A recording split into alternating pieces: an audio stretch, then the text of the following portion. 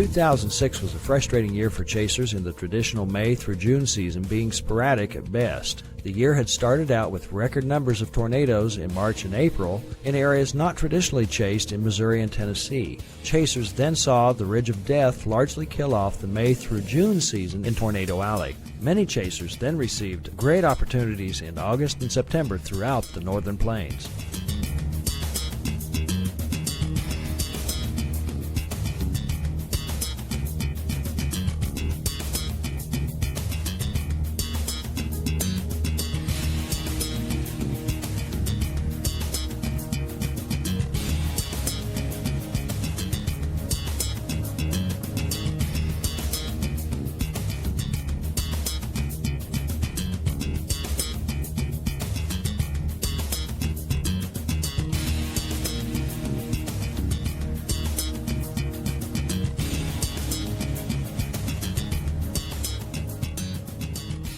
Every minute of every day, there is someone somewhere in need of help because of natural disasters.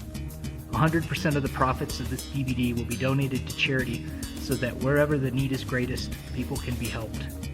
This unique project brings together the experiences and images of those who chased the storms in the Great Plains of the United States. We think you will enjoy this compilation of the storms of 2006. Storms can be beautiful and devastating at the same time. This is the Storm Chasers' way of giving back to those in need.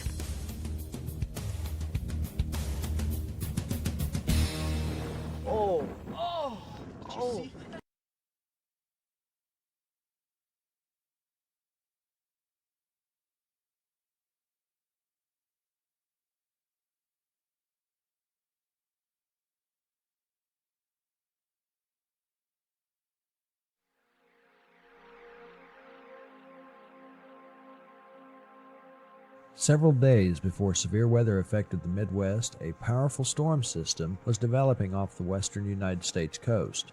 Many forecasters and storm chasers were keeping a very close watch on this system, as it had a potential to pose a serious weather outbreak across the Central Plains on into the Midwest states.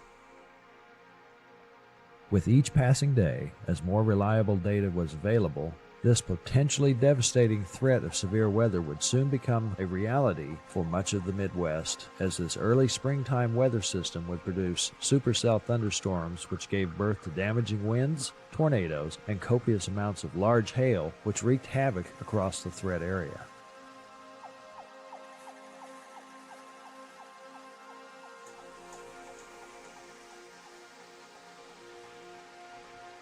With the main upper air system still over the Four Corners region at 12 Zulu, much of the threat area was blanketed by 50 to 70 knot winds aloft and ongoing showers from McPherson, Kansas to the Kansas City metro area, most of these moving northeast at 40 miles an hour, relaying storm motion issue for what was yet to come. In the southern half of the threat area, soundings indicated a moderately unstable air mass over central and eastern Oklahoma into northeast Texas and extending into Arkansas. Further north, the atmosphere had not yet had time to destabilize due to ongoing precipitation and moisture located further south, but the winds of change were evident and were soon approaching. Surface analysis showed a surface front from central Oklahoma extending northeastward into southern Missouri and central Illinois. This front was expected to lift back to the north into Kansas and northern Missouri by 2400 Zulu. A dry line was also taking shape and would be the focal point for storm initiation as it was pushed eastward by the approaching upper air system. With the low-level jet increasing, northward advancement of the warm front and a moderate 65-degree dew point, instability south of the warm front and east of the dry line would be proof sufficient for this event.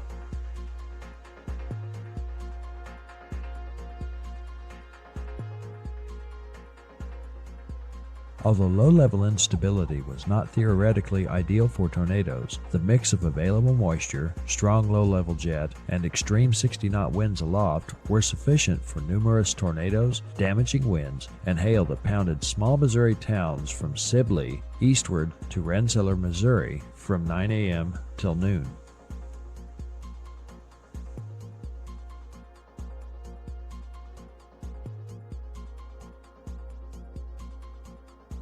By 1800 Zulu, a moist, unstable air mass was south and east of the warm front dry line intersect, which was located near Topeka, Kansas.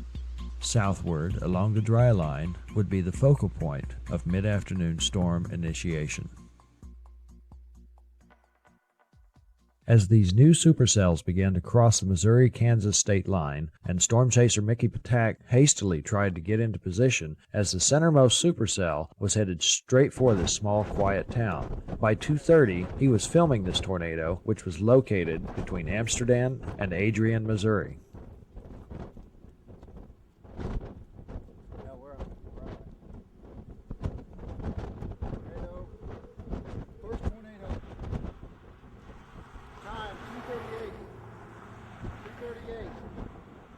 Time is 2:38. Tornado is on the ground right now.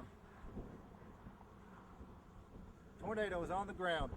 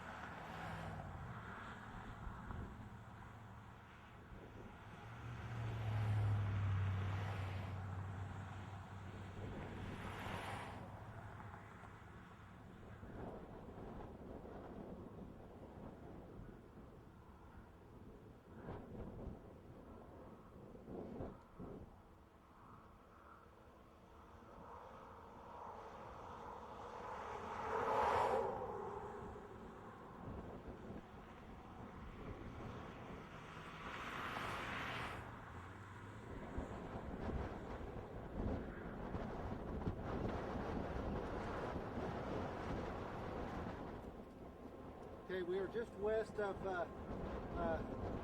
Adrian, Missouri. Sorry, Mount President, excited. And time is 2:40. Time is 2:40. Oh, are there any winds?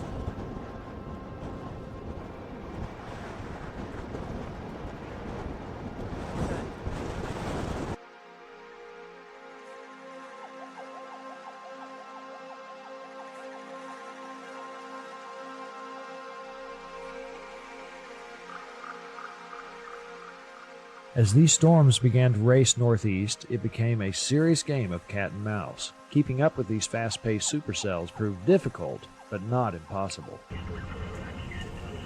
As they positioned themselves for another intercept, storm chasers Scott Curans and Mickey Patak filmed this tornado at 3:50 p.m. as it was located just on the southeast side of Calhoun, Missouri.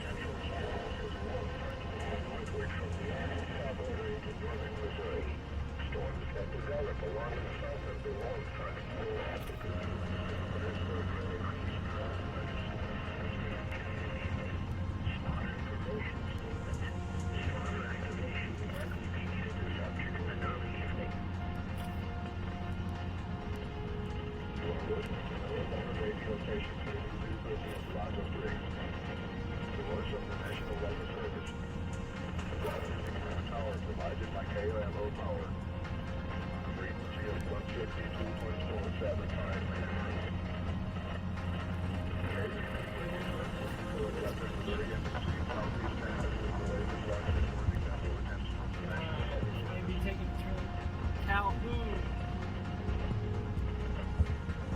Going near Calhoun.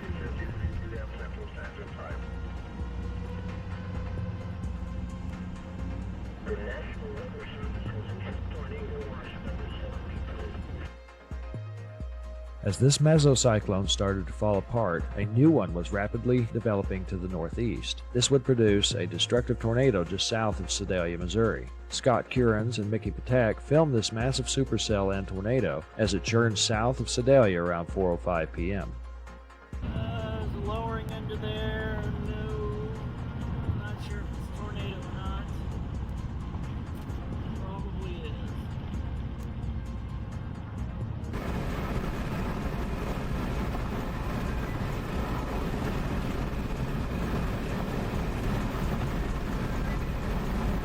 Maybe.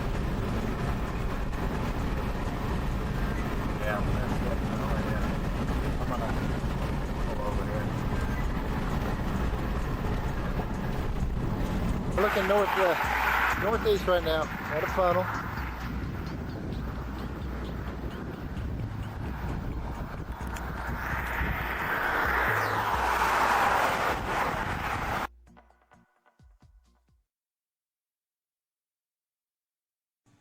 By early evening, the second round of storms were racing off to the northeast into Illinois, but the synoptic setup was much the same as it had been hours earlier. The warm front dry line intersection had not moved very much. The dry line was still providing lift for the unstable air mass, and shear was more than adequate for fast-moving supercells. By 6 p.m. local time, supercell thunderstorms would again develop off of the dry line, but this round would not be the same, as these nighttime supercells would bring new dangers to storm spotters, chasers, and the general public because visibility is limited to periods of lightning strikes and, if it's too late, power flashes. By 8:15, a tornadic supercell was located over Sweetwater, Missouri. This supercell would produce 3 different tornadoes from north of Sweetwater to Marshall and on to Arrow Rock, Missouri. Storm chasers Dick McGowan, Darren Brunin, among other chasers, were located 4 miles southwest of Nelson, Missouri. With tapes rolling and illuminating lightning, a massive tornado appeared as it moved northeast between Sweetwater and Marshall, Missouri, between 8:19 and 8:40 p.m.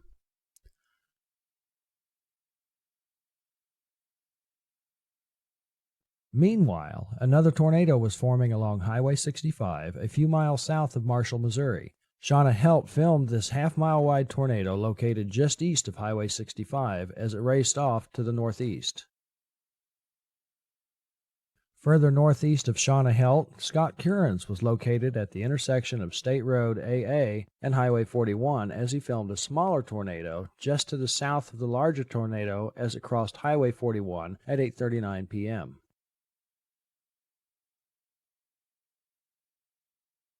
As this cell continued northeastward, more supercells were producing tornadoes to the southwest. Further south into Oklahoma, the southernmost storm was producing a tornado along Highway 412 just a few miles west of Kansas, Oklahoma. Jeff Smith captured this image of this large and damaging tornado which caused F3 damage in the small community of Concord.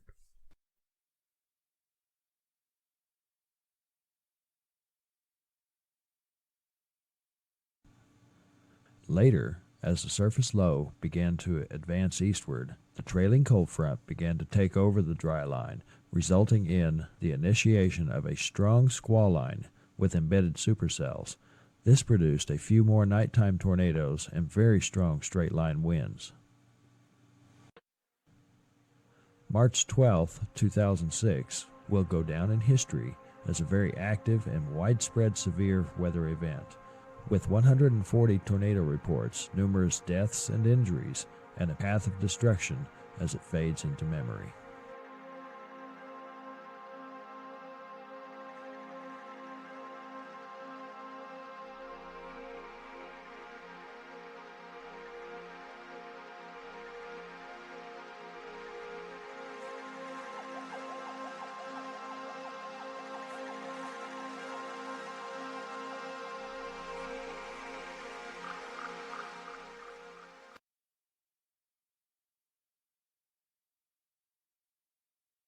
Just 4 days after the major tornadic outbreak on April 2nd, an intense area of low pressure pushed out of the western high plains and into the central plains on April 6th. The system moving out of the Rockies and into Kansas had all the signs of being a classic tornadic system. The Storm Prediction Center issued a high-risk forecast for that evening with a 30% hatched tornadic area over Kansas. The storms formed just before 4 p.m. around Salina, Kansas, and they exploded as they raced northeast towards Nebraska. Robert Herman was on the storm along with John Davies and Shauna Helt. The first tornado caught was near Manchester, Kansas, on the Clay and Dickinson County line around 4 p.m. Stopped here, but see, that's a wet RFD right there on the back side of that, right there. See it? Yeah, I see it. It's awesome. Trying to spin up and see the curtains spinning up there with the scud down low. Yeah. That's beautiful. Really pretty low mezzo. You don't think we can get munched by anything with this? I don't think so, but keep shooting this little area right here where you see the rain curtains spinning around. It's trying to tighten up. I don't think it's going to do anything, but it's trying. I wouldn't want to be in It's got that. an RFD cut to it. I would not want to be in that because, boy, look how fast that sucker's moving. And I can see it Keep rotating. shooting it, yeah, because that may be a tornado there, maybe a weak tornado right there. It sure does look like, oh, John. Are you getting it? Yeah, just I'm keep- getting it. See my...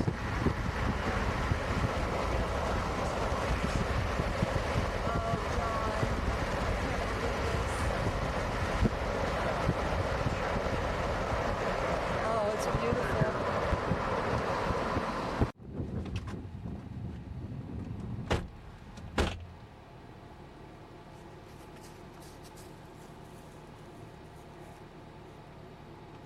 Contrast is getting out. As the storms raced north, they proved difficult to keep up with. Real color, which means incredible color, vivid, detailed, award-winning color copy, or consolidated printing. There's one tornado. At the same time, Scott Kearns intercepts the storms as they are moving north into Clay County. Looks like we're going to be in good position here. Tornadic circulation due south. Alright, panning back out. It's going to be a big tornado in there in a second. Just before 4:30, I managed to intercept the storm just south of Clay Center, and it was a couple miles north of Scott.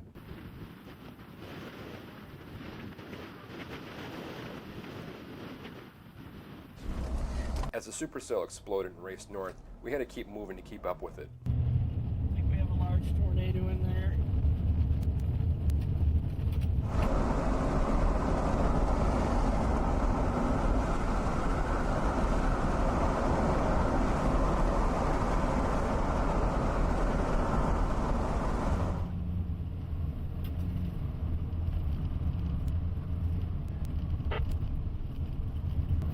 As Scott heads north, small debris starts to blow across the road in front of him.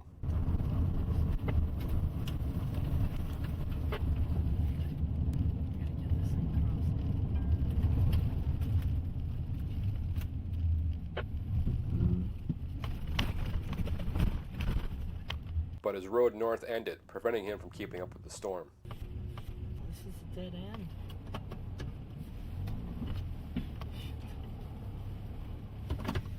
I continued to head west towards the mezzo.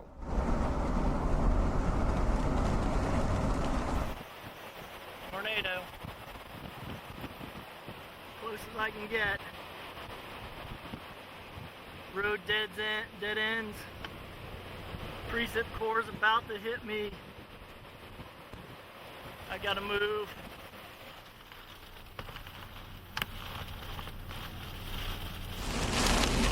As soon as the precip started to fall and the mezzo was racing towards me, I stopped and turned back.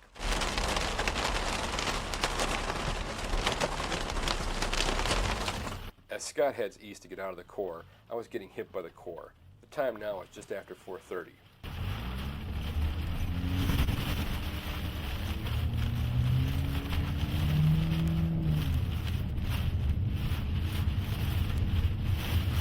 Tornado due north. Wow, that's crazy.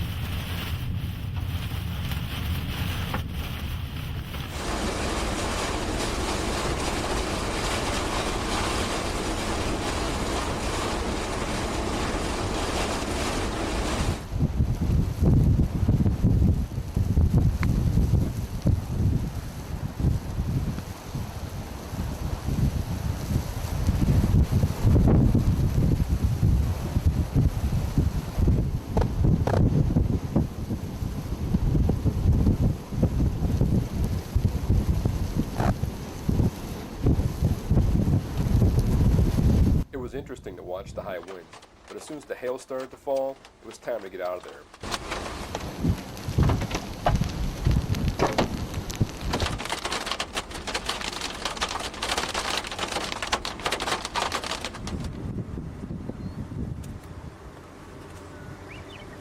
The main event was yet to come as the storm raced north-northeast into Washington and Marshall counties. And Mike Hollingshead was in Marysville, Kansas waiting for the storm.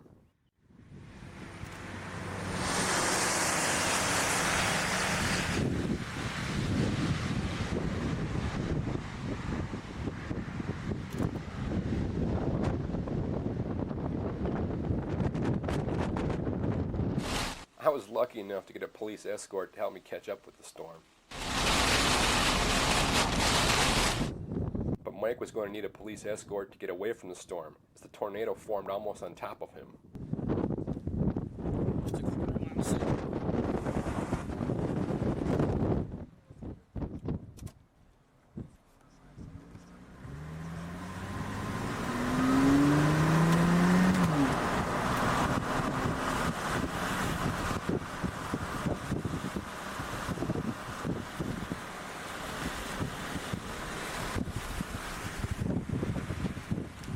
Whoa. Tornado.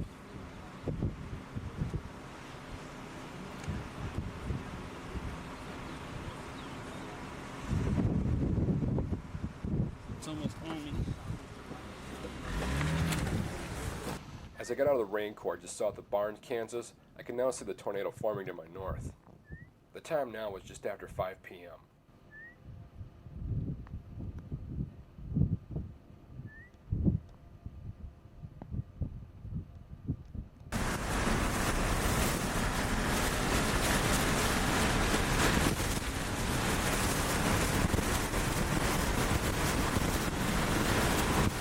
Mike had to head east on Highway 36 to get out of the tornado's path, while I kicked up a lot of mud on a minimum maintenance road to keep up with the storm.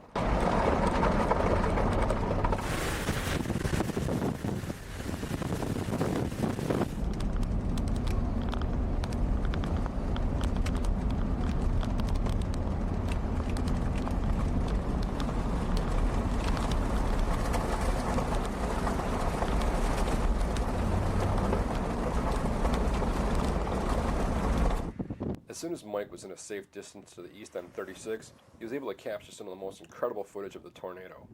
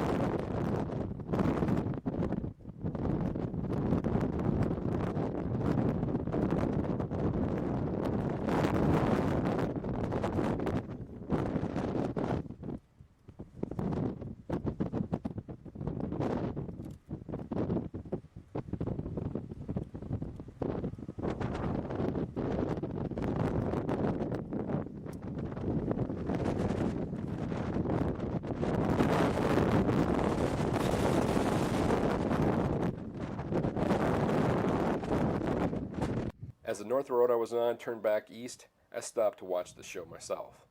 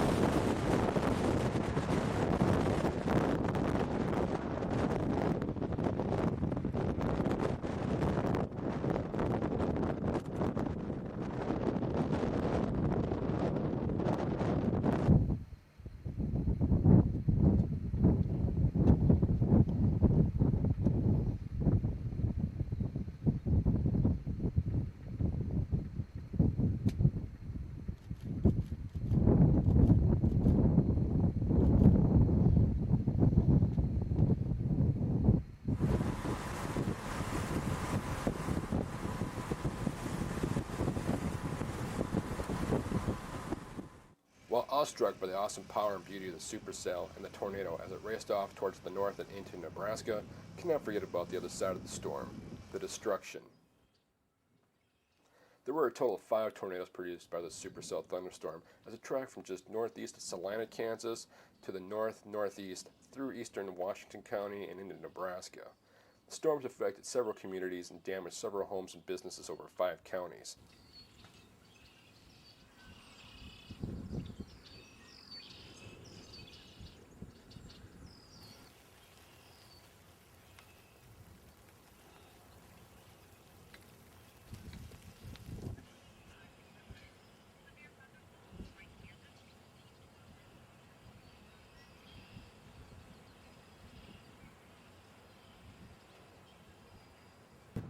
We must never forget that the storms we love to watch and chase are the same storms that are feared by many that destroy people's lives.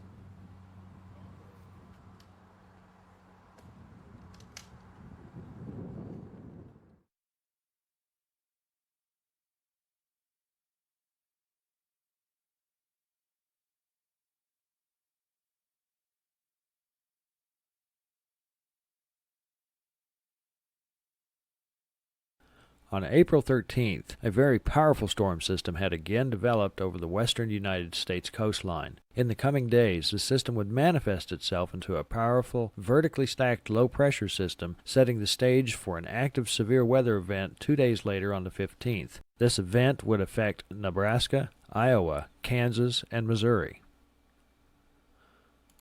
On the morning of April 15th, the main upper air system was located over Utah, Colorado, and northern New Mexico. By 3 p.m., this developing cutoff low would plant itself over central Nebraska and provide a favorable environment for rotating thunderstorms for the rest of the afternoon into the early evening. At 7 a.m., the surface low was in southeast Colorado. A warm front was arching across northern Kansas into Missouri. A dry line also existed, stretching southwest into southeast Texas. A shallow layer of 60-degree dew points located in Texas was expected to advect northward into northeast Kansas and southeast Nebraska by 3 p.m. The morning's QT diagram showed a stable air mass in the warm sector, but by mid-afternoon, as the daytime heating and available moisture arrived into the threat area, the atmosphere would become moderately unstable with CAPE values of 2,000 joules per kilogram in the warm sector. Although limited moisture was an issue, the amount that was available, along with strong vertical and speed shear, and a very strong low-level jet, would produce supercells as the cap began to weaken across the southeast portion of Nebraska and on into northeast Kansas by 3 p.m.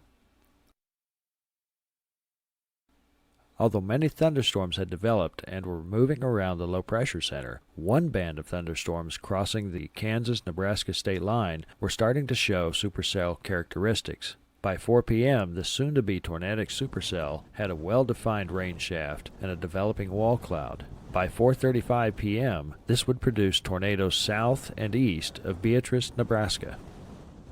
As this supercell became better organized, Shane Adams, Chad Lawson, and Mickey Patak were located on West P&E Road, about 9 miles south of Beatrice, and filmed the developing wall cloud at 4:06 p.m.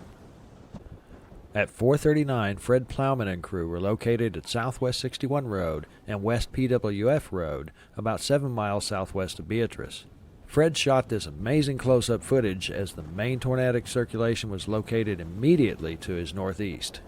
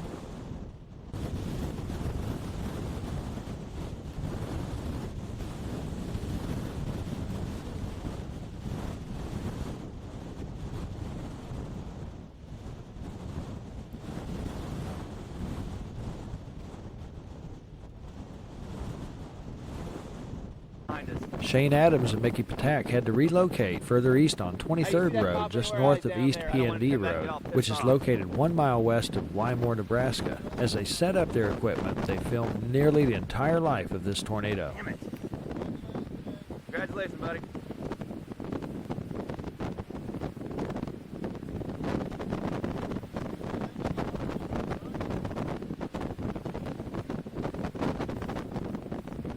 Wow. Wow.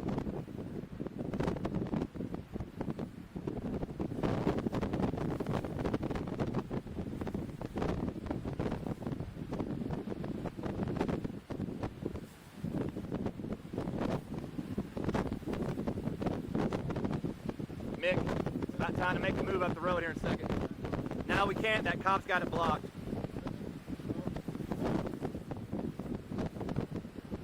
Wow.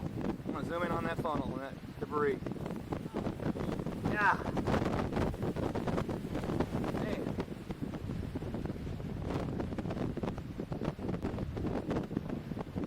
Gotta get this shot.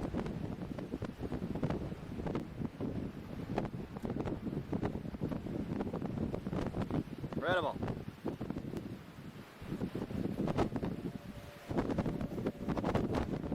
Wow, big RFD.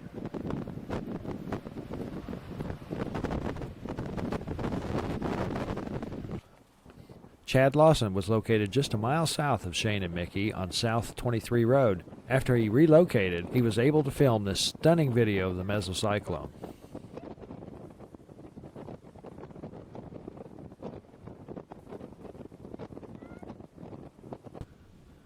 Danny Wilcox was located 2 miles south of Beatrice on State Highway 77. As this tornado moved northeast, Danny found himself in a close call situation as this tornado was about to cross Highway 77, almost 100 yards from his location.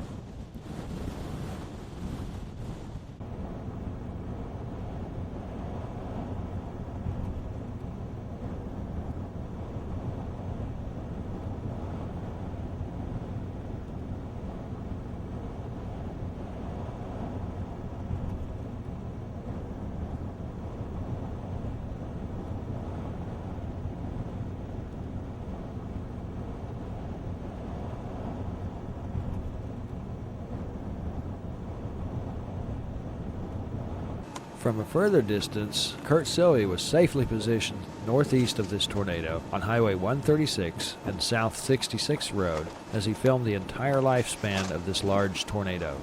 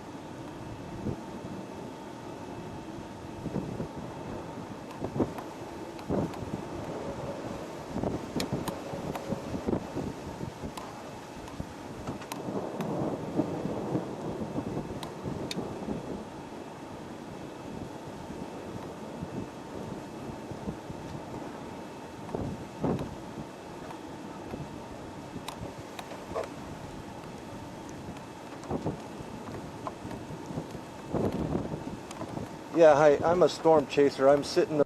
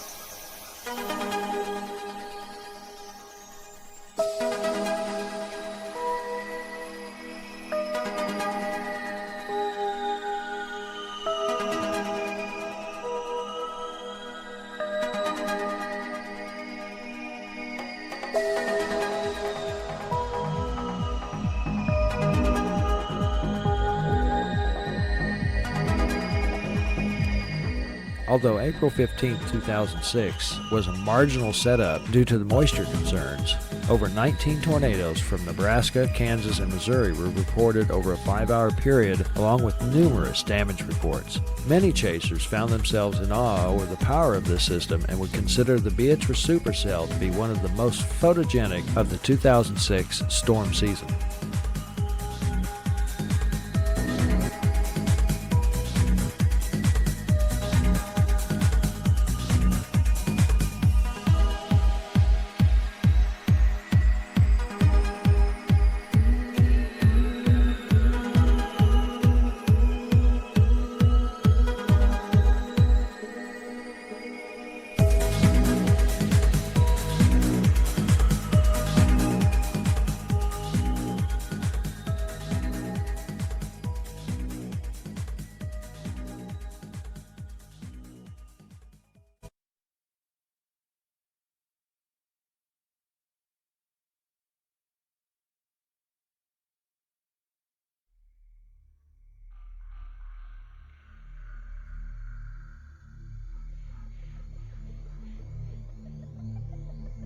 After several major severe weather events in the Ozarks, Mid-Mississippi Valley, and Central Great Plains regions in March and April, the appetites of Southern Plains storm chasers were whetted for spring.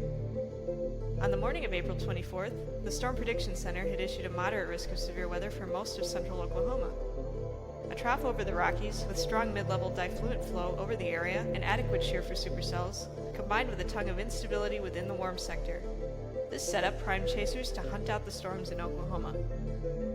Initial storms developed along the warm front in north-central Oklahoma, but these storms quickly moved away from the warm sector and became elevated over a cool, stable air mass to the east.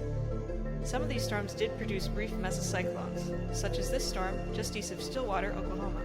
Many chasers intercepted these early storms as the warm sector remained inactive. However, storms began to explode along the dry line back in the warm sector to the southwest, and many chasers to the north shifted gears and abandoned their original targets. One storm quickly developed in Canadian County, Oklahoma during the late evening hours. Intrepid storm chasers from all over the southern Great Plains region congregated in the sleepy town of El Reno, Oklahoma for what promised to be an unforgettable severe weather event. This is what they saw. I think that's going to do it.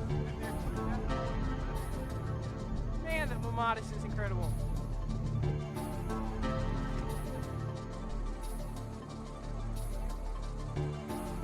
I think they're just issuing one now. I think I hear it.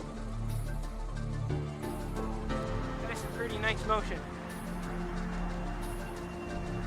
Awesome backlight. Awesome rotation. Here goes, here goes, here goes. Good rotation, but there's a little snaky tendrils of funnel in there. I have a feeling there's probably a ground circulation, but okay, here we go. 3/4 of the way to the ground right now. It's on the ground. It's on the ground. We can see it. Mason? Yeah, Gary, it is on the ground. It's the longest funnel we've seen today. I can see debris. I wouldn't call it debris. I see condensation on the ground moving up right now, Gary.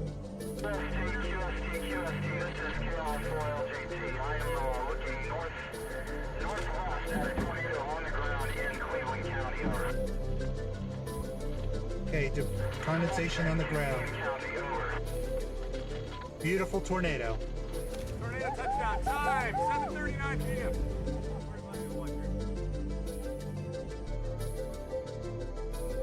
I'd say if you live in El Reno, take your tornado precautions right now because we don't know exactly what this is going to do. But I can see that it is on the ground and it's not going away as of yet, Gary. So if you live in El Reno, take your tornado precautions.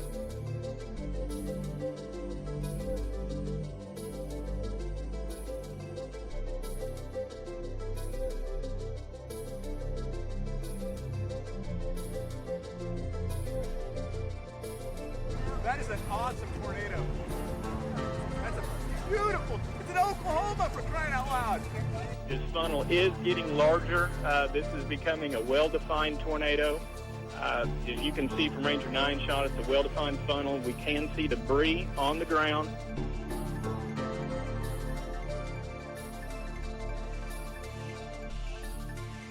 That color is amazing. Oh, that is gorgeous. Holy cow.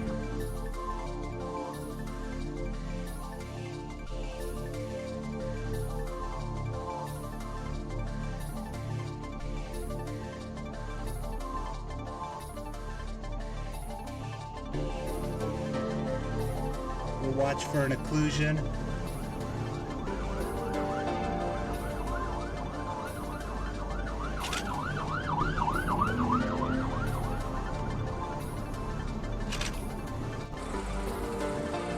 Oh, wow. More debris on the ground. The tornado sirens are sounding in El Reno right now. We can hear them. This tornado has gotten stronger.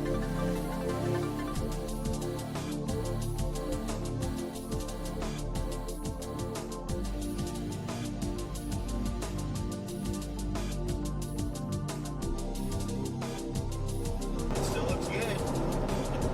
Can you line that up for me? Yes.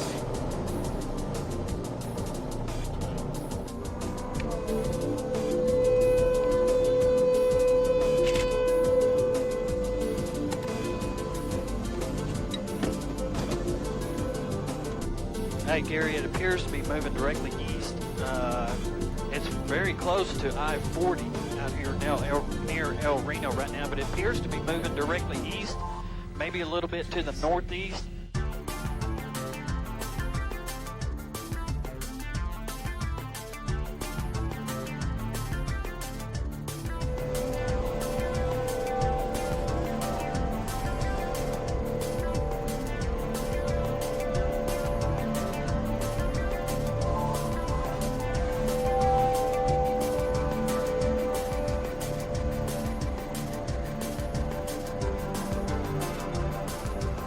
Look at the base. The base looks damn good.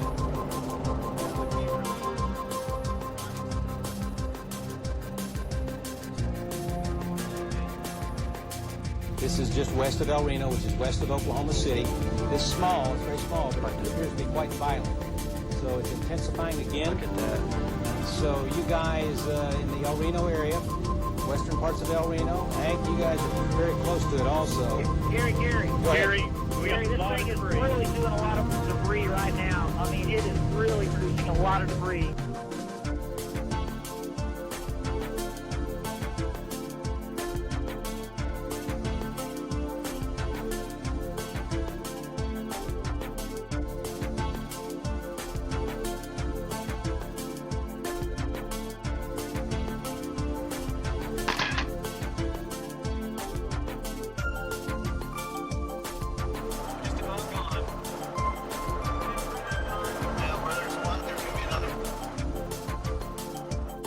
Oh no, we're getting one right over us. Gary, we got another tornado coming down just south of that one. Just south of that one? Yeah. You put it back out and you I'm having to get out because it's coming down pretty close to me. Yeah, I was just about to say. Yeah, it's a tornado.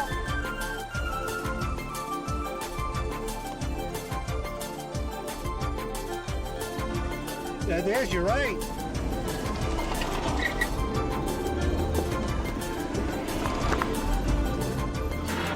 Another tornado. I mean, I'm guessing it must be anti-cyclonic from where it is. Yeah, it is. You can see it at the ground. New tornado about to form.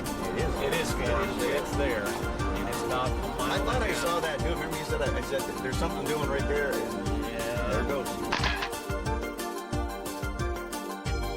Two tornadoes at once.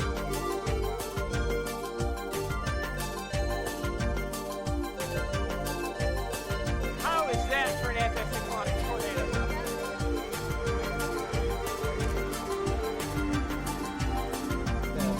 Mason, is that the airport hangars there? That's the El Reno Airport. That's the hangars on the north side of the airport right there, Gary. Hey, Gary, we got the other funnel coming down to the north now. We got two tornadoes on the ground right now. Whoa. Yeah, as you can see, this tornado's getting bigger. We have 8 tornadoes on the ground within a mile of each other. Which airport is this? Mason? This is El Reno Airport. El Reno Airport. Yes. Gary. It just hit something. Yeah, now we can see it. We can see it. Just hit the hangars there. And it's going to continue to move to the east on the average, about 15 miles per hour. Gary, yes. can you hear me? Go ahead, Val. Gary, we've got the other tornado is starting to come down again now. Matter of fact, it's just getting ready to touch down. Other tornado to the west-southwest. Wow. Let me go south to get a better view. Oh God, look at that. Look at that. That's awesome.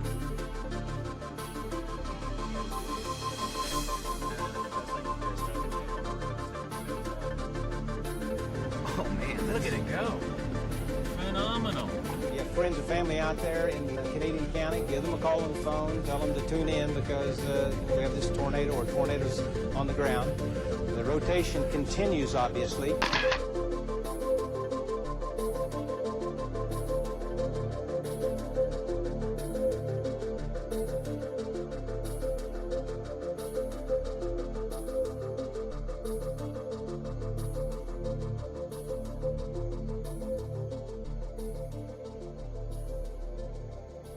These two tornadoes were a classic cyclonic-anticyclonic pair, rotating in opposite directions on opposite sides of a supercell rear-flank downdraft.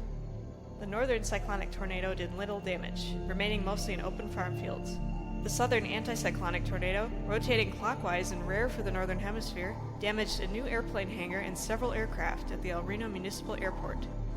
Both of these tornadoes were rated EF1 on the enhanced Fujita scale, with winds estimated between 90 and 100 miles per hour.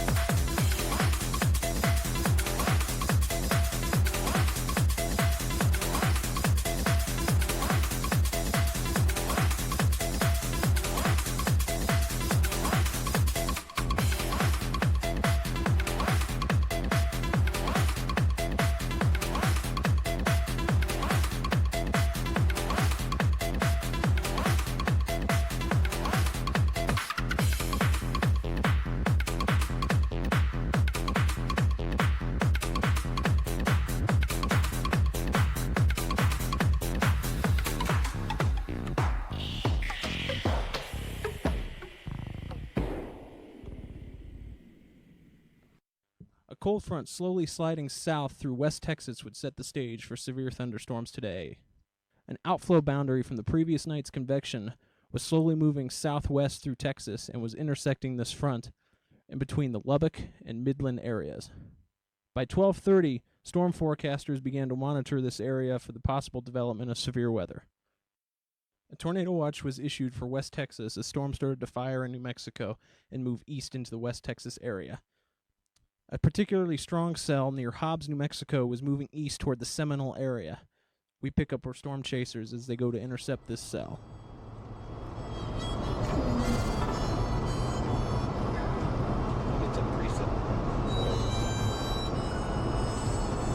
Okay, the time is 22:27. We are southeast of Hobbs, New Mexico, northbound, and there's something under the storm. We don't know what it is. We're shooting it with a VX.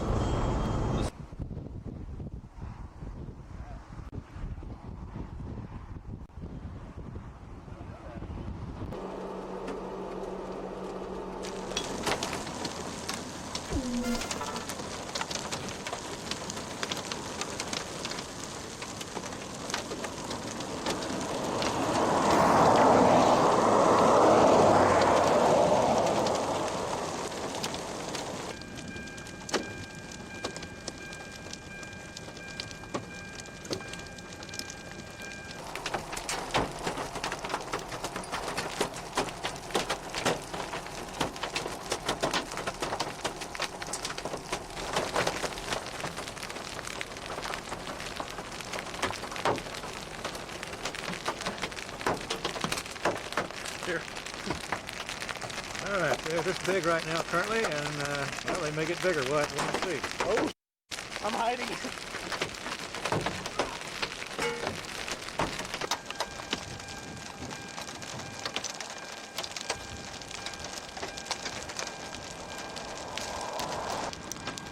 A little bit bigger than quarters.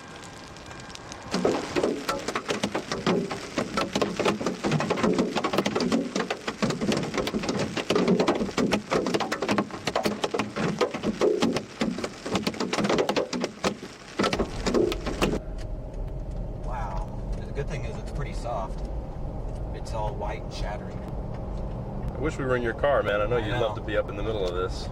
This is awesome. Wait. There goes the sunroof. I just lost the sunroof. No, it's the back windshield. I've lost my back windshield.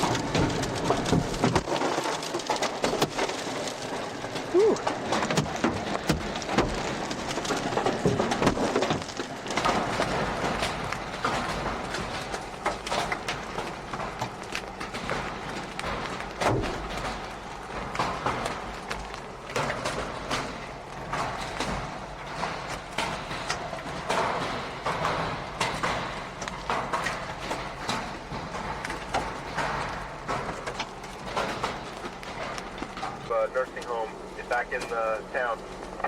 Hey, hail this big here in Seminole. This is the hail we got northwest of Seminole at about 23Z on May 5, 2006. Look at that dent. I just lost all of my windshields. And a couple of shatter marks on the glass. Back windshield's gone, front windshield I can still drive. Hey, well, I got some dents in the windshield here, the hood, and I got a little sliver here. You can't really see it. Wow. See it right there? Yeah. Totally punched it in. Wow. Huge dent in my roof. Better than this guy here who had his whole back windshield busted out, and the sunroof is gone too.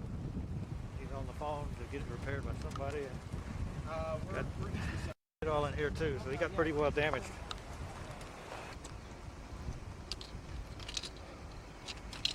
This is 2.75.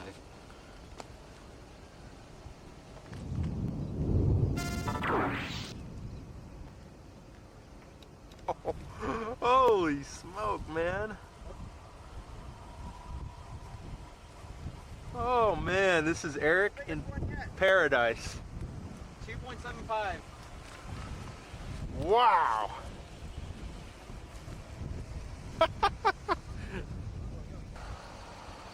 Hold on, don't move the hail yet. 3-inch hail. Field of baseball hail. Hold on, don't walk in front of the camera. I'm doing a really slow pan. Whoa. Okay, never mind. Come in front of the camera. And So what size is 2.75. Excuse me? 2.75. 2.75. Unbelievable. Big, pretty dense looking hail. Lots of broken glass.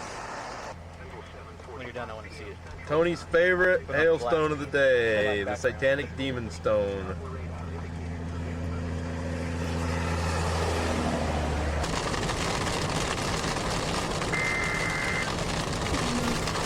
Cone coming down. Cone coming down. 3 o'clock.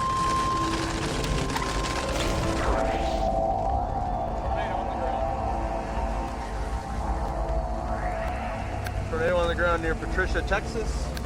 Time is 01:02Z. Large cone tornado. It's open, it's open, it's open.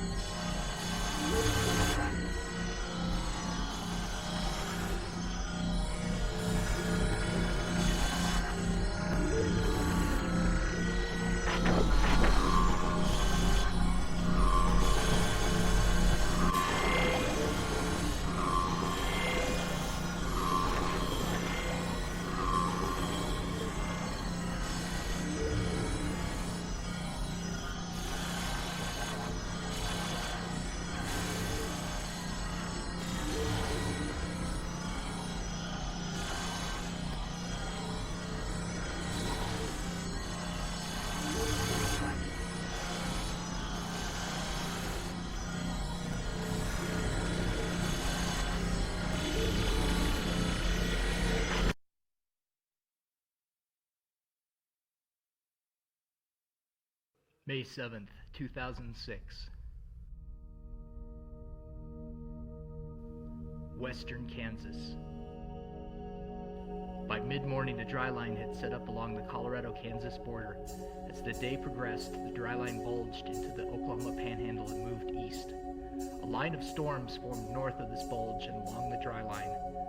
Chasers that targeted this area followed the line of storms to the southeast. A brief needle tornado formed south of Sharon Springs at 4:22 Central Time. As the line of storms moved south into better helicity air, a compact rotating meso formed. Oh, that thing's beautiful.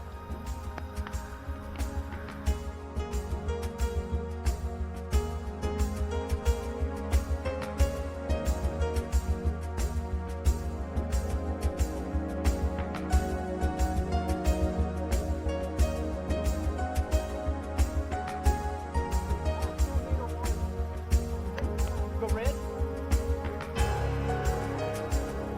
Nope, yep, tornado warning for this zone.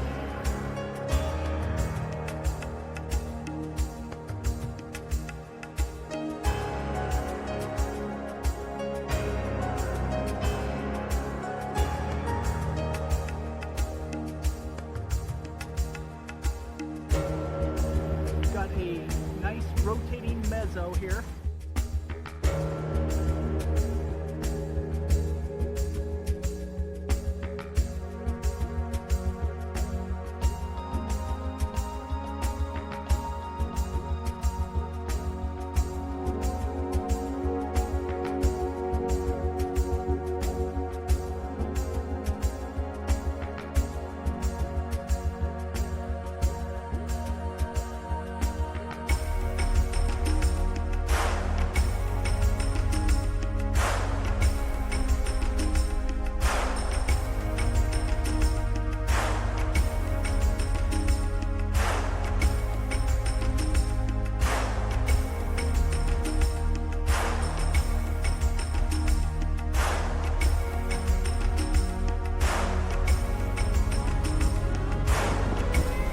Oh, Dad, look at.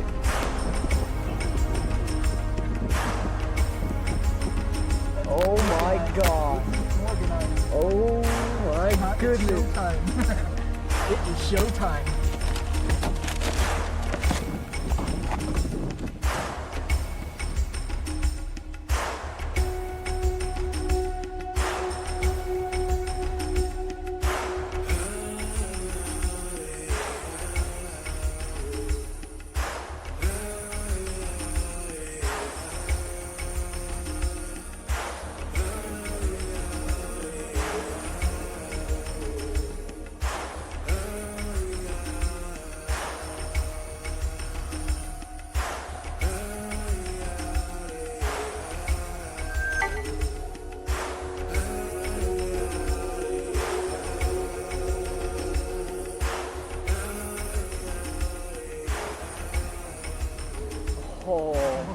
Oh my God. At 6:53 Central Time, a second tornado formed southwest of Scott City and was on the ground for almost 5 minutes.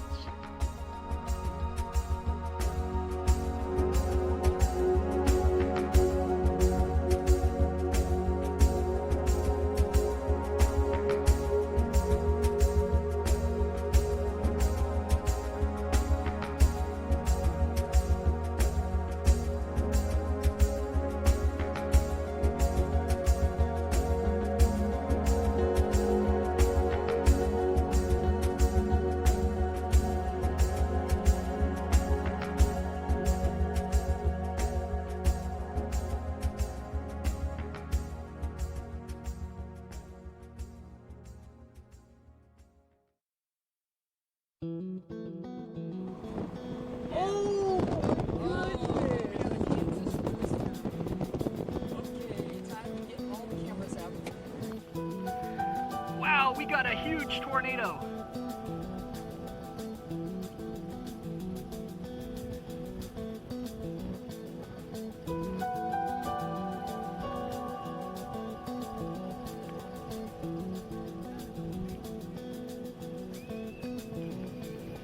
Are you filming it?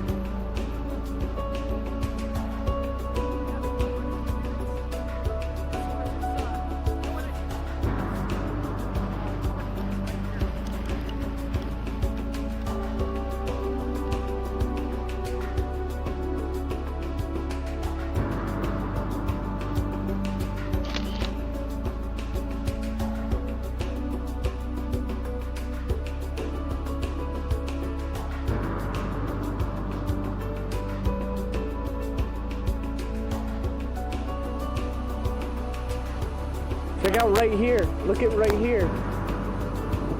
Right in front of us.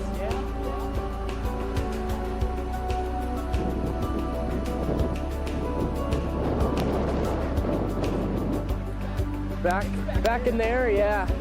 Yeah. It is. Yeah.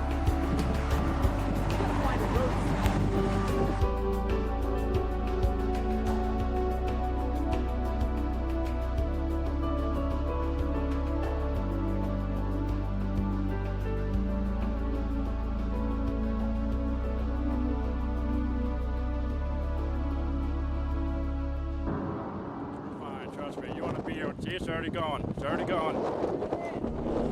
Wait, we're fine. Wait till it starts picking up debris. We're at least 2 miles from it.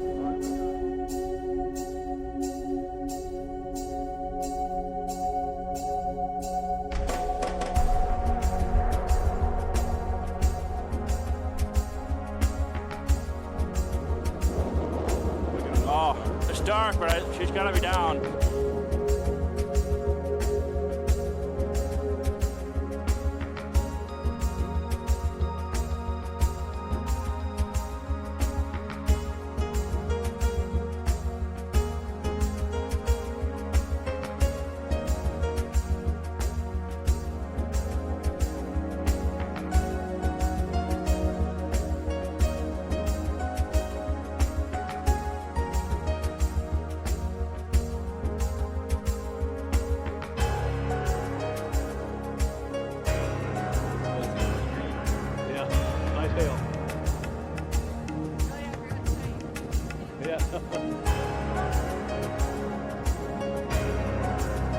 Oh yeah, hear that sound?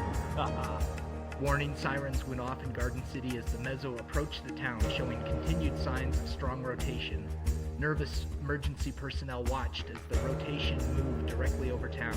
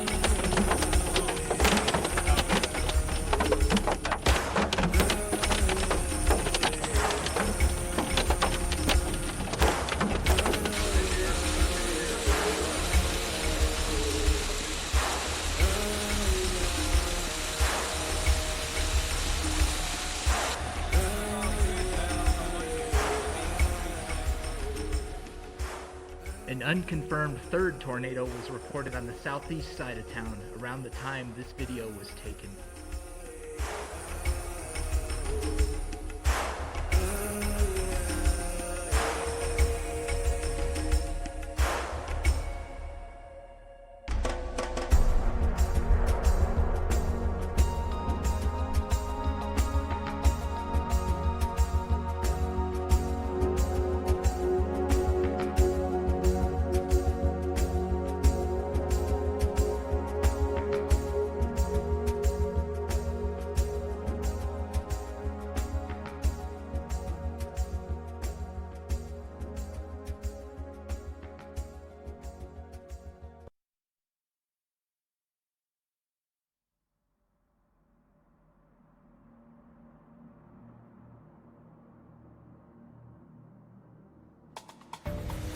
On August 24, 2006, a shortwave trough moved from Montana into North Dakota.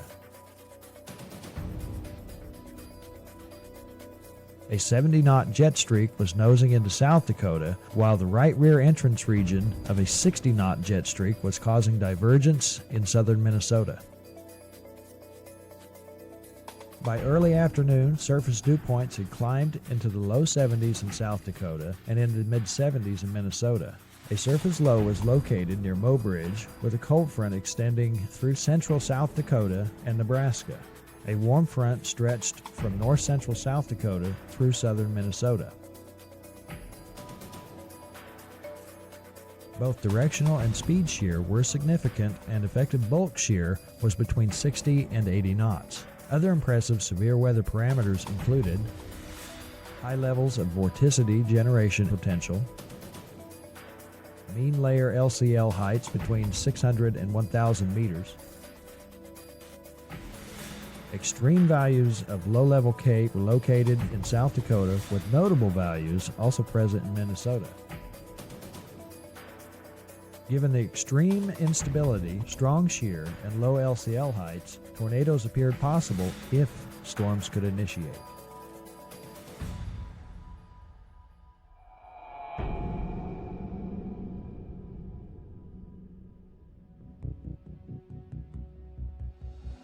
It's on the ground. It's on the ground. It's a tornado. It's on the ground.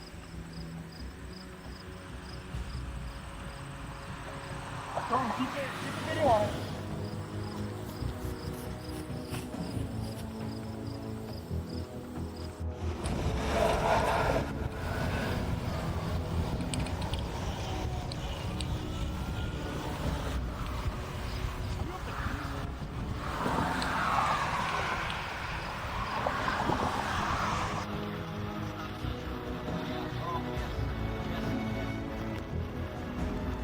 Mark, it might be heading right for us, alright? Yeah, I know. Okay, this is, wow. Head just facing any other sub-4 season.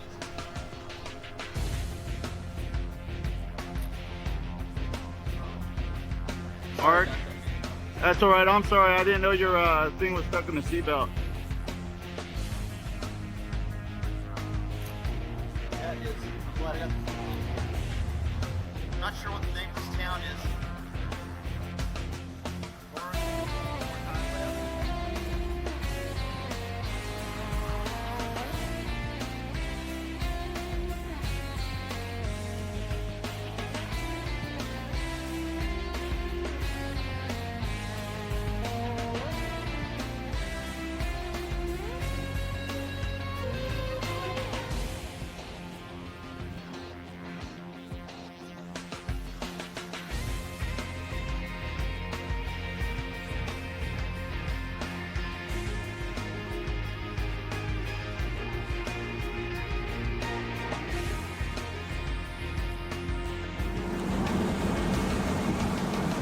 Keep going, get out of the tree lines.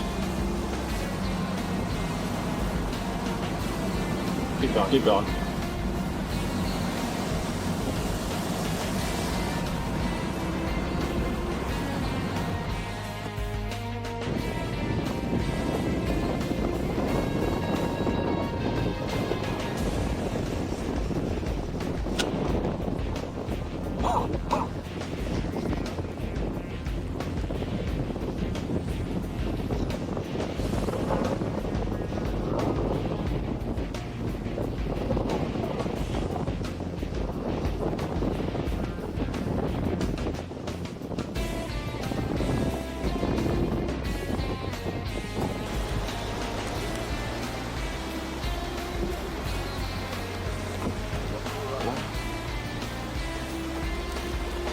Power lines are down.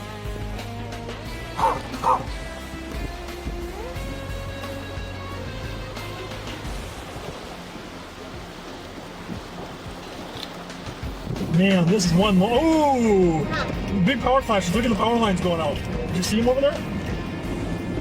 Whoa. Something just got hit. Yeah. Possible residents. We do have large debris in the air now. 22 damage. We have debris on Highway 22 south of St. Peter. Watch for the big debris. Watch for the big debris. Ho! Nope. Don't flatten us out, tell you why. Do not flatten us out. In here, we're starting to see it breaking through the rain curtain. This is a rather deadly way to approach a tornado. We're going to try to do it in a very cautious, non-deadly way. We are going to cogitate this particular situation. I'll cogitate, alright. Alright, get through the rain. Gotta get through the rain.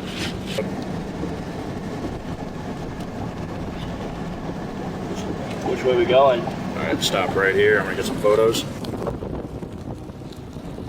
Holy man.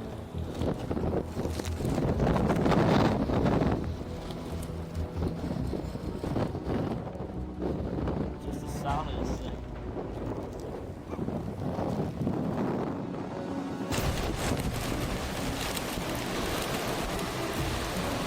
Whoa.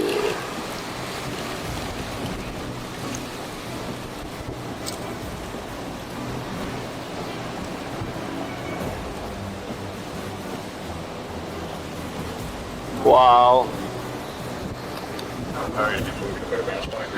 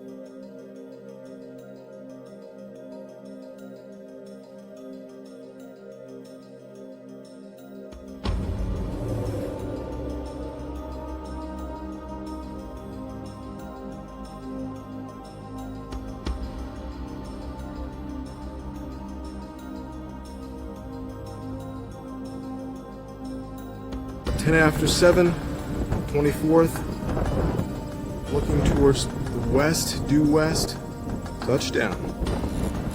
Full-fledged tornado on the ground, cone tornado.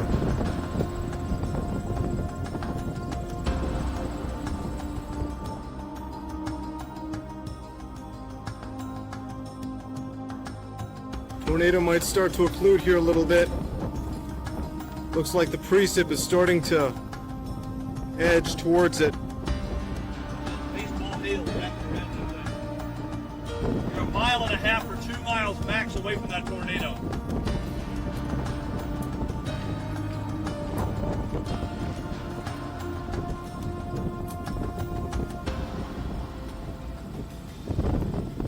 Wow.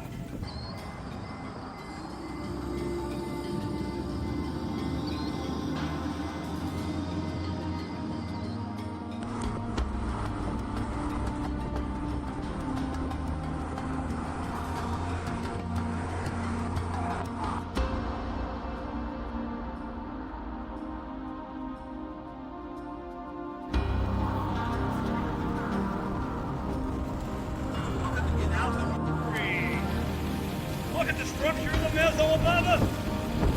Look at the structure above us! Amazing.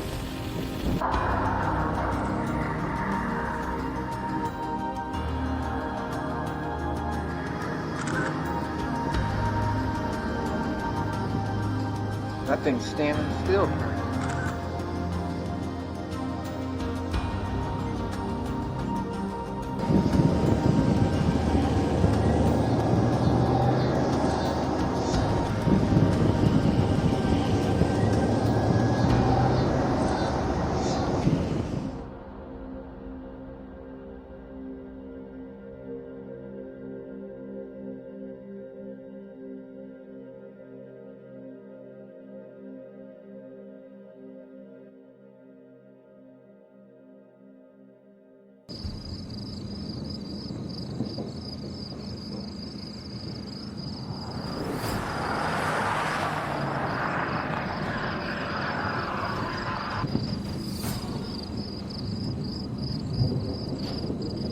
The thing's getting rather strong.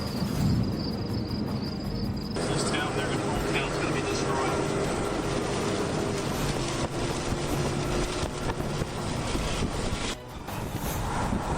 It's mostly just downdraft now.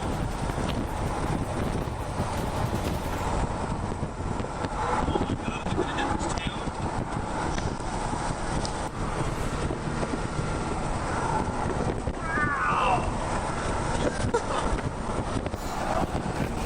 Incredible.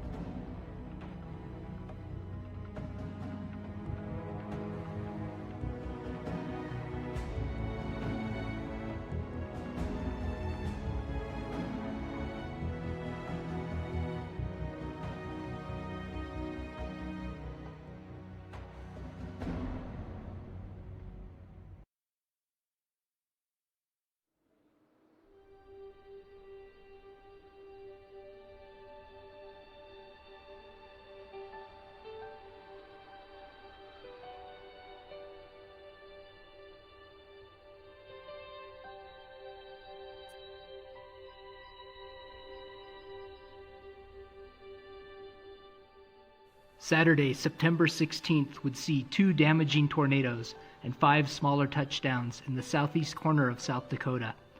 The Storm Prediction Center had the area east of the surface low and in the warm sector well marked for a moderate risk of severe weather that day. By mid-afternoon, a tornado watch was issued for southeastern South Dakota, and the chase was on.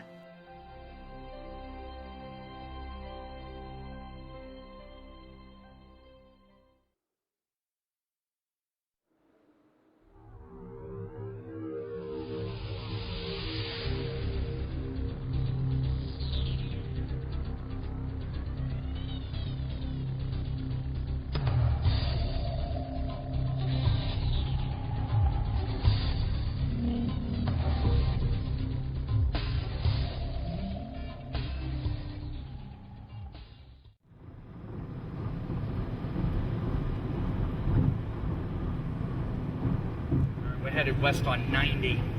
This is highway. This is Interstate 90, and just west of Falls, South Dakota. Tornado 1 storm about 10-15 miles west of here. That's the business end of it right there. Gotta watch that thing in supercell. About 10 miles west of Sioux Falls, South Dakota. Service Doppler radar indicated a severe thunderstorm capable of producing a tornado 8 miles southwest of Emory.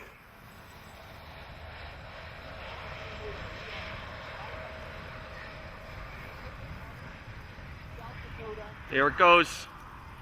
Tornado on the ground. Got debris on the ground, guys. There it goes. On the ground. Debris on the ground.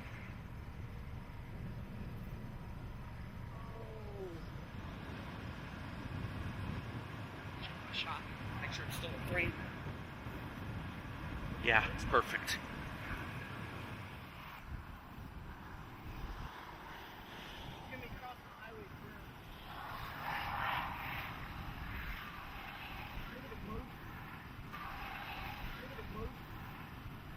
Oh.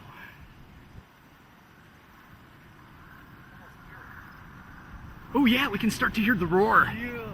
This is an extremely dangerous and life-threatening situation. Take cover now. A tornado watch remains in effect until 10 p.m. Saturday evening for northeast Nebraska and southeastern South Dakota. Repeating, a tornado warning has been issued until...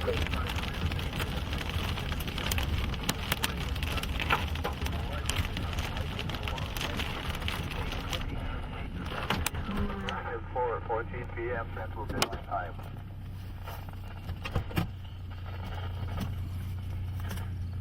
Operating on the breeze.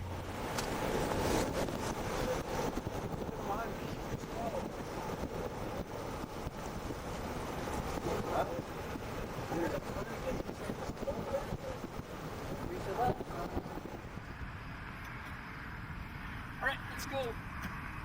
Okay, we're getting kind of dangerous here. We're gonna repositioning.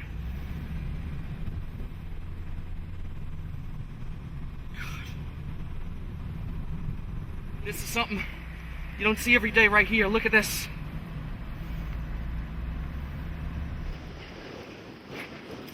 Yeah, it's crossing I-90. Yeah, it's crossing right over the overpass where we were.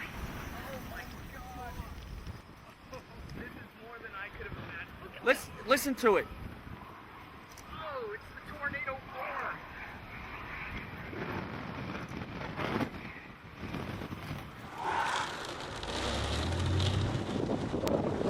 Roll Brian's windows back. Right.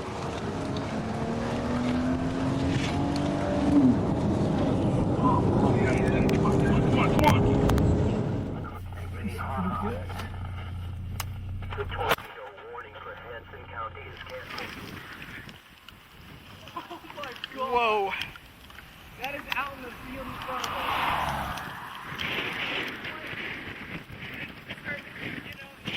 Yeah, we gotta get out in front of it. Oh my God. Where am I going to see? What's my high def? You can hear it.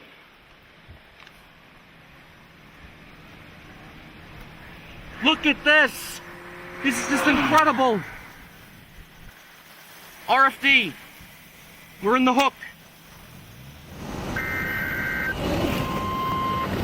The National Weather Service in Sioux Falls has issued a tornado warning for Hanson County in southeast South Dakota. We're hop skipping. Tornado is just about 500 yards to my north.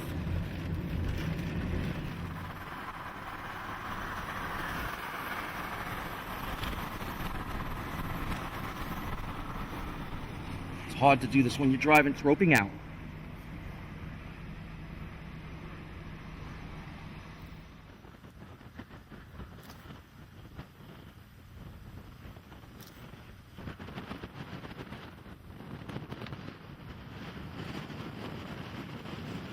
Like a leaf or something.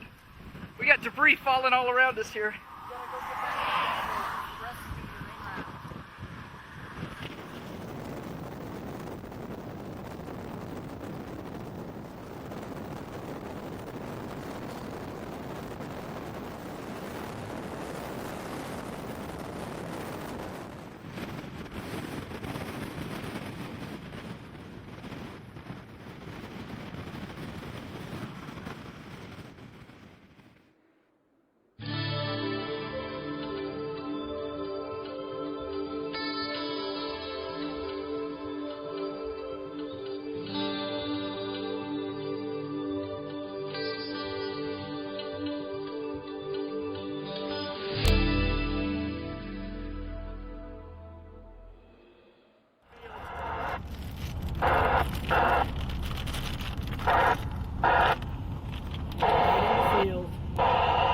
right in the field in front of me.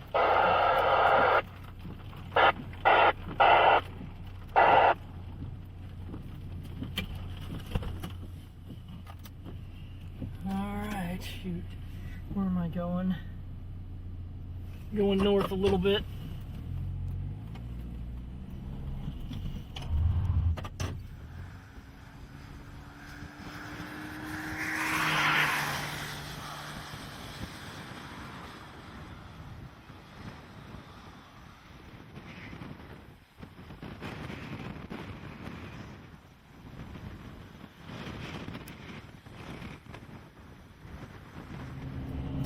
Looks like Chris Calora.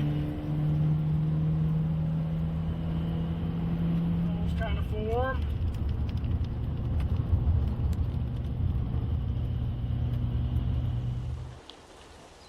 Grass head, right? Oh, I just see what you take.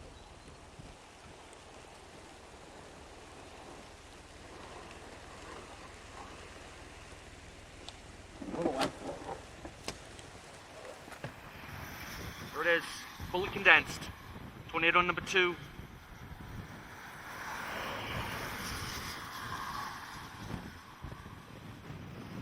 Another funnel to the left there. Little couplet. Debris. There's some debris on the ground right there. There it is. Tornado number 2. Oh! Oh, Michael, it just hit a house. It just hit a house. I just saw a house explode. I really hope no one was in it. Oh, man. Oh, my God.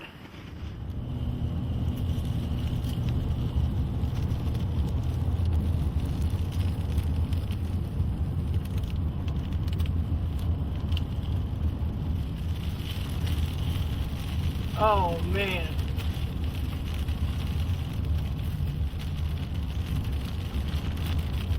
Damaging tornado.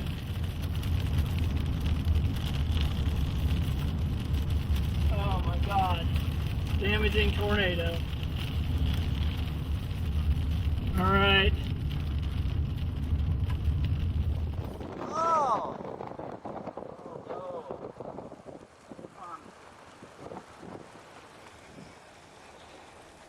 The video? Yeah. Stretched out.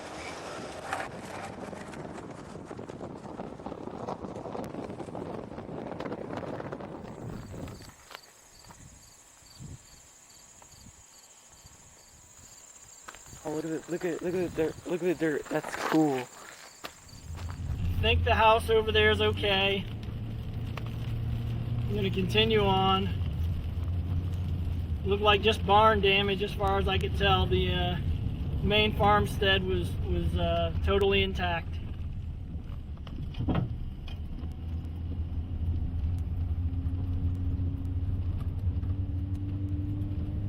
That house there is fine.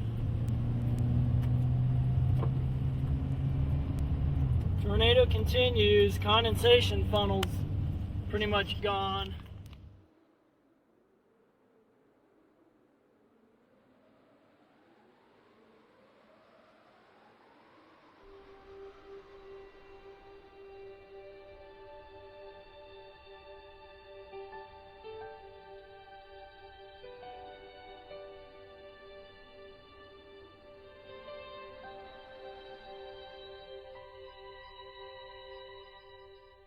Right now, what all this is doing, this is feeding up. This is called the vault up in here.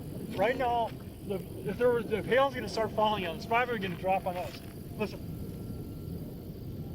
Tornado sirens. Yeah. Right now, I'm more concerned with this area over here. This is cut off. This is gusted out. There's too much cold air that's shooting out underneath of this thing now over in this area. This is the more dangerous area right now, is underneath this. Yeah, look at the rotation and up here now. Look at that spin. Look at it spin. Which where? Right straight in front of us. Oh, Colin, this is going to do spinning like a top right now. Yep, it is.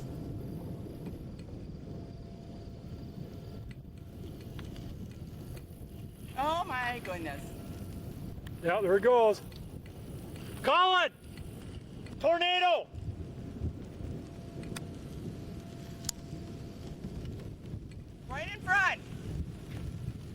it is.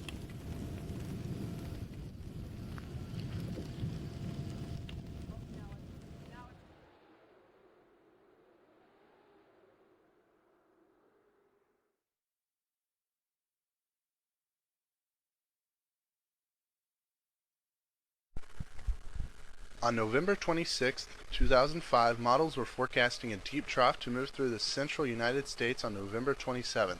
Associated with it would be a 500 millibar closed low with very cold air aloft. At the surface, a 983 millibar low is forecasted to move northeast across the area. This would allow for moisture return from the Gulf of Mexico, providing enough moisture for thunderstorm development with lower to mid 50 dew points all the way into northern Kansas. This is very low compared to a classic supercell scenario, but typical for a cold core supercell setup with surface-based CAPE only forecasted to be around 500 joules per kilogram. During the morning of November 27th, the previous evening's model guidance proved to be correct, although timing was a little bit faster than progged. The 500 millibar low is centered on the Kansas-Oklahoma border, with the surface low a little bit further to the north and east. Modest moisture, breaks in the clouds, and steep lapse rates allowed for a narrow axis of instability to form east of the surface low. Around 1 p.m., thunderstorms developed on the edge of the dry surge wrapping around the east side of the low, and by 1:50 p.m., the first tornadoes of the day occurred east of Marion, Kansas, where Dick McGowan and Darren Brunin were located.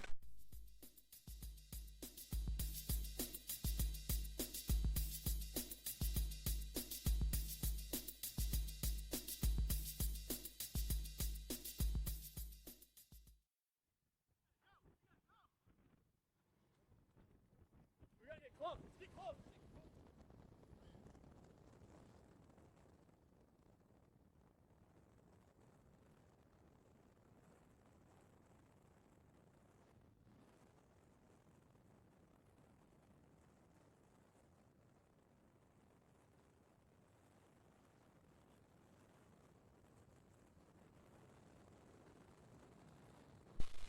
Dick and Darren then followed the storm north to where it produced another tornado near Burdick, Kansas. Yep. There it goes. We need to catch up to this bad dad, dude. This is gonna keep Tornado again? There it goes.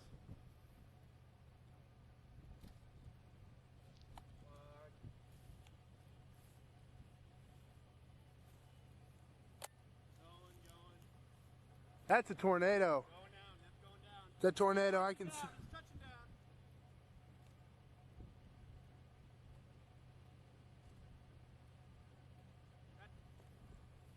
Beautiful, man.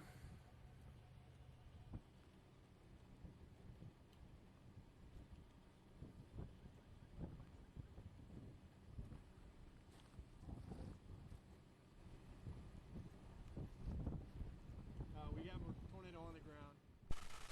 It was at this time that Scott Kearns also intercepted this storm, but was on the northeastern side of the tornado.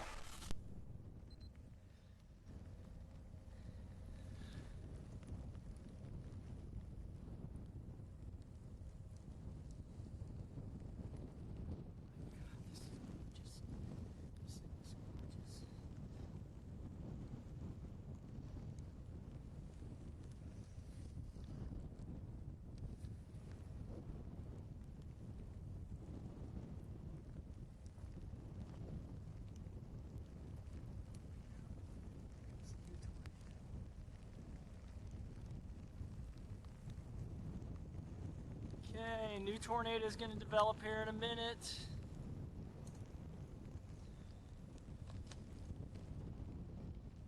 New area of rotation.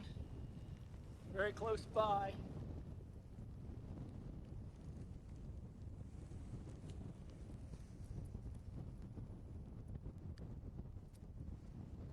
Old tornado continues. New area developing.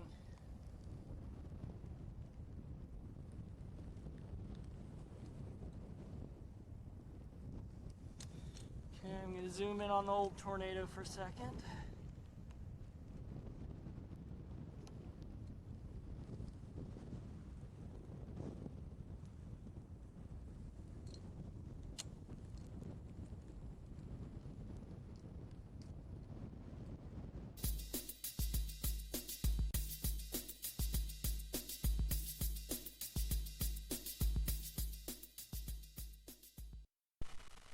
After the tornado near Burdick lifted, Darren and Dick intercepted a new tornadic supercell to the east near Parkerville, Kansas.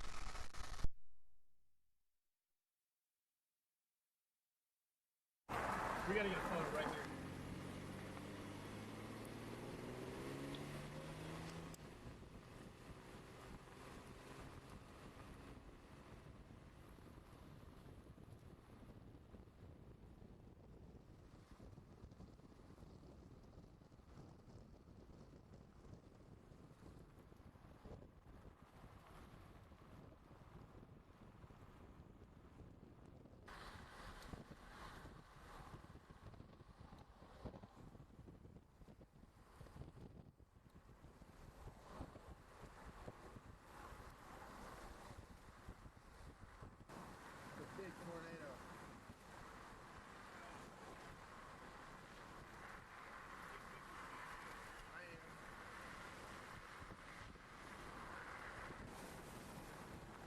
Meanwhile, Scott continued to track the initial storm from near Delavon, Kansas to 4 miles south of Interstate 70.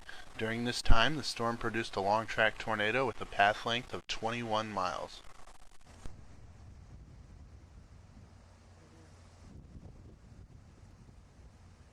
Wide right is Kennison. Parker's wide left. And a shotgun. Green looks to a first down. Looks like he's... Structure's just hit. Oh my god. Looks like it's a barn. Don't know about the house. On 3rd and 16. Huge play. A huge play. 8-14 counting down into the football game. And then clock will continue to move. And Trent Green. Continue.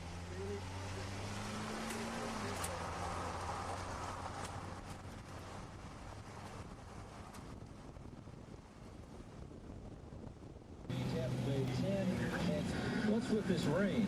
It's coming down real hard when the Chiefs have the ball. Now it's slowing down when the Patriots get it. That's not fair. Is that won 3 world titles? Well, got to do it to them again. 13 unanswered points by the Patriots. The Chiefs were on their way to appear to an easy victory, unless you just remember it's the New England Patriots. And going back to our first conversation, offensive line for New England. Brady's under center with Heath Evans as lone setback. Tight formation. This time Brady to throw. Steps up in the line with being pressure. Throws left sideline. Caught by Dwight. Breaks a tackle and motors up to the 30, gaining 12 yards in front of Eric Warfield and Kavika Mitchell. He's 17 of 33 for over 200 yards. Just over 200 yards, a touchdown. And 2 interceptions. He stood in that.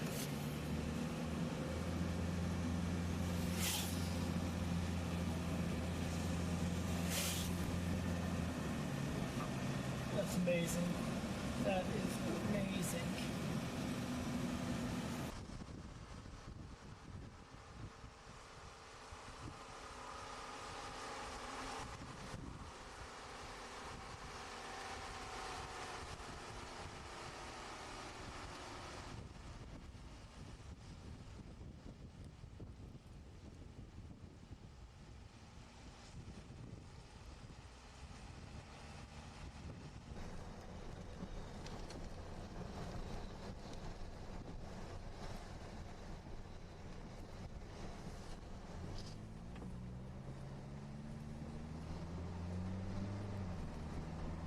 Tornado right in front of us, just about on top of the road. You can see the precip and the hook, oh, roof.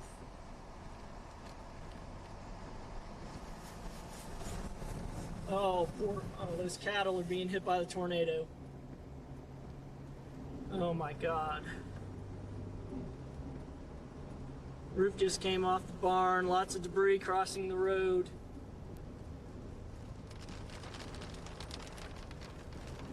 Tornadoes now on the road directly in front of us.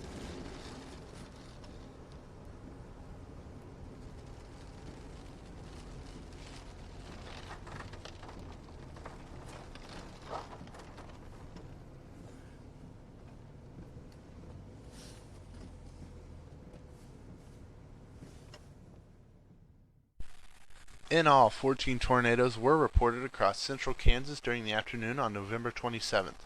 2 of these tornadoes received ratings of F1 on the Fujita scale, while the others were rated F0. The photos shown here are from some of the damage caused by the tornadoes. The damage survey team from the Topeka National Weather Service office also had to deal with accumulating snowfall in the area as they surveyed the damage the day after the event. The tornadoes across Kansas on November 27, 2005 were the latest tornadoes in the year that the state had seen in 30 years. While events like this are rare, it is becoming more obvious that events like this do occur more often than one might think, especially with strong dynamic weather systems like the one seen across the central United States on November 27, 2005.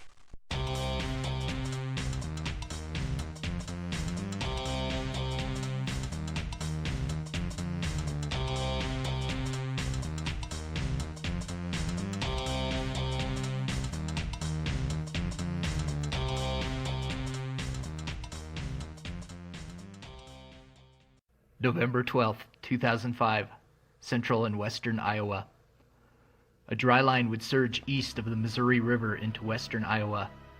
As the surface low continued to deepen and slowly migrate northeastward, a broken line of convection would form and more than 25 tornado reports would come in.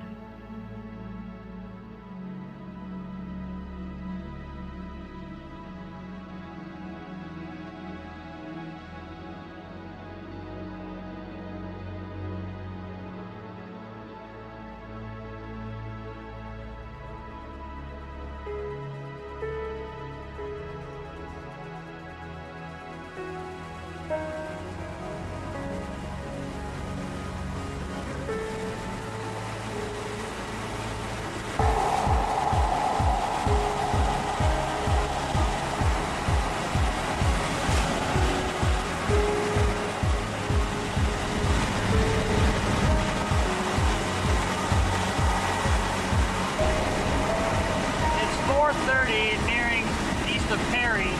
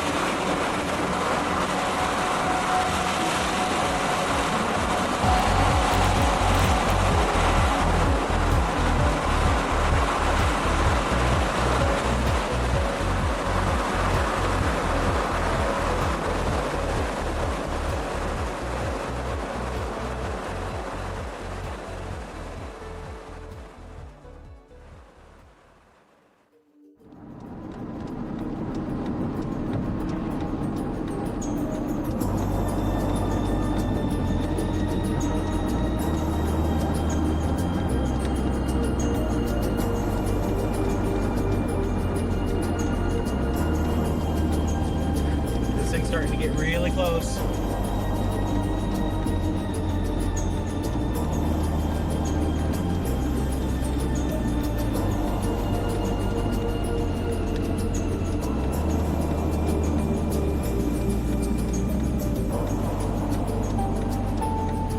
Funnel, funnel, funnel.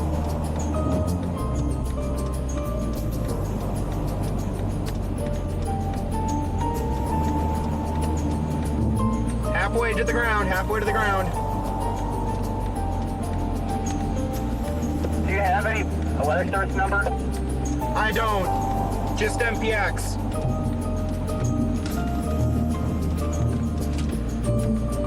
Touchdown! Touchdown!